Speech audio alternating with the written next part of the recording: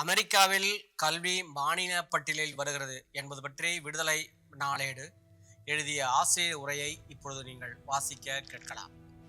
இந்தியாவில் கல்வி என்பது ஒத்திசைவு பட்டியலில் இருக்கிறது என்பது பெயரளவுக்குத்தான். நடைமுறையில் ஒன்றிய அரசின் அதிகாரத்திற்கு மட்டுமே உரிமை உடையது என்ற போக்கில் பிஜேபி தலைமையிலான ஒன்றிய அரசு செயல்பட்டு வருகிறது. எந்த வகையிலும் மாநில அரசின் கருத்தை கேட்பதில்லை, எடுத்தேன் கவிழ்த்தேன் என்ற முறையில் தான் தோன்றித்தனமாக நடந்து வருகிறது. புதிய கல்வி என்ற பெயரால் மும்மொழியை திணிப்பது, இதை ஏற்றுக்கொண்டால்தான் மாநிலத்திற்கு சட்டப்படி கொடுக்க வேண்டிய நிதியை தருவோம் என்ற இடி அமீன் போக்கு தொடர்கிறது. அமெரிக்கா போன்ற வளர்ந்த நாட்டில், அதுவும் ட்ரம்ப் இரண்டாவது முறையாக குடியரசுத் தலைவராக வந்துள்ள நிலையில், கல்வியை பொதுப்பட்டியலிருந்து அறவே நீக்கி மாநில அரசுகளிடம் முழுமையாகவே ஒப்படைத்து விட்டார். ட்ரம்பிடம் கூடி குழவும் இந்திய பிரதமரின் கவனத்திற்கு இதை கொண்டு வருகிறோம். அமெரிக்காவில் கல்வித்துறையை மாகாண அரசுகளிடம் மொத்தமாக ஒப்படைக்கும் முடிவை அதிபர் ட்ரம்ப் எடுக்கிறார். தமிழ்நாட்டில் பல ஆண்டுகளாக கோரிக்கையாக வைக்கப்படும் இப்பிரச்சனையை அமெரிக்க அதிபர் ட்ரம்ப் அங்கே நிறைவேற்ற உள்ளார். அதற்கான அவசர சட்டத்தையும் அவர் கொண்டு வருகிறார்.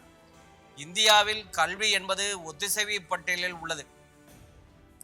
அதாவது மாநில மற்றும் ஒன்றிய பிரிவு இரண்டிலும் கல்வி உள்ளது.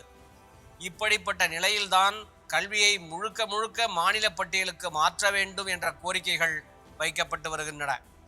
நெருக்கடி காலத்தில் கல்வி இப்படி பொதுப்பட்டியலுக்கு சென்றது. இதை பல்லாண்டுகளாக தமிழ்நாடு உள்ளிட்ட மாநில அரசுகள் எதிர்த்து வருகின்றன. திமுக, அதிமுக மற்றும் இடதுசாரிகளும் கல்வியை மாநில பிரிவிற்கு கொண்டு வர வேண்டும் என்று கோரிக்கை வைத்து வருகின்றன.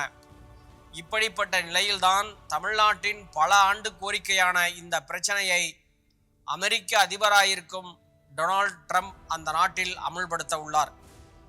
அதன்படி அமெரிக்காவின் மத்திய கல்வித்துறையை மூட அவர் முடிவு செய்துள்ளார். அனைத்து கல்வி பொறுப்பையும் மாநிலங்களுக்கே வழங்க முடிவு செய்துள்ளார். தேசிய அளவில் அங்கே ஒரு கட்சி வென்றால் அந்த கட்சிதான் கல்விக் கொள்கையை மாற்றுகிறது. இப்போது உதாரணமாக பைடன் வென்றபோது நாடு முழுக்க கல்வி நிறுவனங்களில் ஜனநாயக கட்சி கொள்கைகள் கொண்டு செல்லப்பட்டன. இது ட்ரம்ப் குடியரசுக் கட்சிக்கு சிக்கலாக அமைந்தது.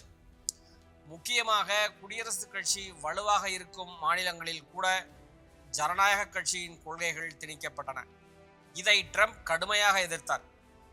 இப்படிப்பட்ட நிலையில்தான் அமெரிக்காவின் மத்திய கல்வித்துறையை மூட அவர் முடிவு செய்துள்ளார். அனைத்து கல்வி பொறுப்பையும் மாநிலங்களுக்கு வழங்க முடிவு செய்துள்ளார். எதிர்காலத்தில் ஜனநாயக கட்சி வென்றால் கூட குடியரசுக் கட்சி மாநிலங்களில் எந்தவிதமான கல்வி ரீதியிலான மாற்றங்களையும் செய்யக்கூடாது என்பதால் ட்ரம்ப் இந்த முடிவை எடுத்துள்ளதாக கூறப்படுகிறது. இதை தேர்தலின் போதே வாக்குறுதியாக ட்ரம்ப் அறிவித்திருந்தார். ட்ரம்பின் அஜெண்டா 47 பிரச்சாரத்தில் இதற்கான அறிவிப்பு வெளியிடப்பட்டது. ட்ரம்பின் குடியரசுக் கட்சி தற்போது அமெரிக்காவில் வலுவாக உள்ளது.